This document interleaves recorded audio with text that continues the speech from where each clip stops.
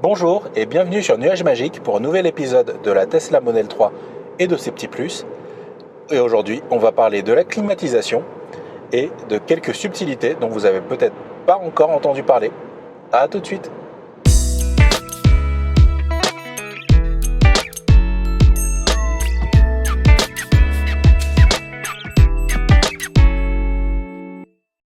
Tous les véhicules sur le marché ont la climatisation, c'est pas la question. En revanche, il y a quelques points forts que je voulais partager avec vous à travers cette vidéo.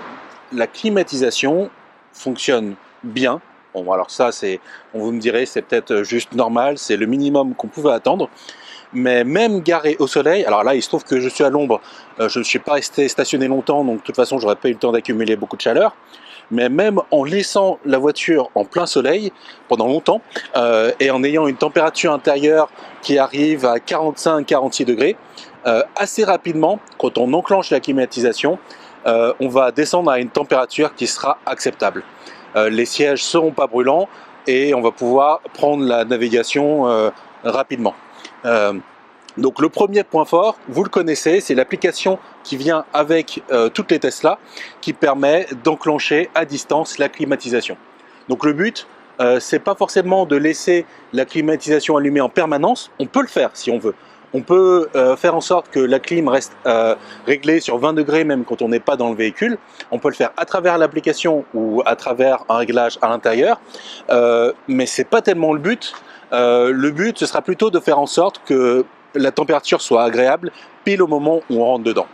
Alors pour ça, il suffit juste de déclencher avec l'application la clim, disons 5 minutes avant de rentrer, et tout de suite, je pense qu'on va rentrer dans une température qui sera parfaitement agréable pour commencer à conduire. Le deuxième point fort, c'est que dès qu'on va commencer à s'installer dans la voiture, quand on va ouvrir la première porte, typiquement quand on est en famille, entre le moment où on commence à ouvrir les portes, le moment où on va mettre l'enfant ou tous les enfants sur leur siège, qu'on va finir de charger la voiture, il peut se passer quand même quelques minutes.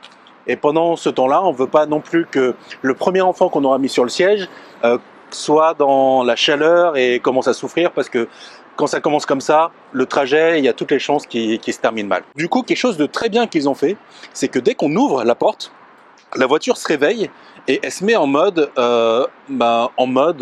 totalement opérationnel. Et on va rentrer dedans, on va voir ce que ça veut dire. Ça veut dire que si on a laissé auparavant la clim réglée à une certaine température, automatiquement, en ouvrant une des 4 portes, et je pense que c'est même valable pour le coffre, mais ça il faudrait que je vérifie, ça va commencer à régler la température de l'habitacle selon ce que vous avez choisi. Donc ça c'est super, ça veut dire que même si vous avez oublié de faire ce qu'on appelle le préconditionnement, donc à distance 5 minutes avant, commencer à activer la clim, pendant que vous allez vous installer, la clim va se mettre sans avoir à attendre de commencer à rouler. Donc gros point fort selon moi. Pendant qu'on est dans l'habitacle, je vais vous montrer autre chose. Ici, quand on va se mettre en mode réglage climatisation, on a le mode maintenir la climatisation activée.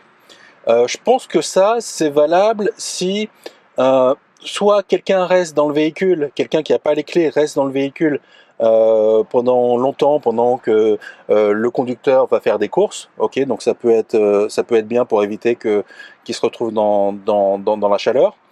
On a le mode chien, vous en avez sûrement déjà entendu parler. Si vous laissez votre chien dans votre Model 3, vous mettez le mode chien. Il y a un message qui va s'afficher sur l'écran qui va prévenir tout le monde que le chien va bien, dans le sens où la température est régulée. Donc il y aura l'affichage de la température et ça va avertir les gens que c'est une situation parfaitement normale. Ensuite, ici, on a les réglages habituels de la climatisation. Donc on a vitesse, on a activation, désactivation de la climatisation. On a ici le recyclage de l'air et là on peut orienter le flux d'air. Je pense qu'il y a déjà beaucoup de vidéos qui montrent ça, donc je ne vais pas le remontrer en détail. Si vous avez des questions, vous le direz, peut-être lors d'un live on pourra en parler plus en détail. Mais l'autre chose dont je voulais vous parler ici dans les petits plus, c'est comme vous pouvez voir ici, il y a une petite icône qui est grisée, ça veut dire qu'elle n'est pas activée. Et cette petite icône, c'est la ventilation, l'air conditionné à l'arrière, donc pour la deuxième rangée. Et là, on voit qu'elle est désactivée. Et c'est normal, c'est parce que, a priori, j'en ai pas besoin, il n'y a personne à l'arrière. Je vais vous montrer quelque chose. Donc ce que je vais faire, c'est que je vais sortir du véhicule et je vais me mettre en mode siège bébé. Comme ça, ici c'est un pré-réglage que j'ai mis au niveau du siège pour qu'il avance au maximum. Je vais mettre à l'arrière. Et là, j'ai toute la place qu'il me faut. Je suis assis à l'arrière. Et on va regarder qu'est-ce qui s'affiche sur l'écran maintenant. Donc, ici. Voilà. Donc là, automatiquement, je me suis mis à l'arrière et l'icône est devenue bleue. Donc ça veut dire que la Tesla, elle prend en compte les capteurs qui sont au niveau des sièges. C'est des capteurs qui servent notamment à prévenir quand quelqu'un a oublié de mettre sa ceinture pour activer ou désactiver automatiquement l'air conditionné à l'arrière. Et ça, je pense que c'est pas juste un petit plus, c'est un gros plus. C'est intelligent, ça permet au quotidien d'économiser de l'énergie et d'être confort sans être obligé de se prendre la tête quand il y a du monde à l'arrière. Voilà, ce sera tout pour cet épisode. À la prochaine.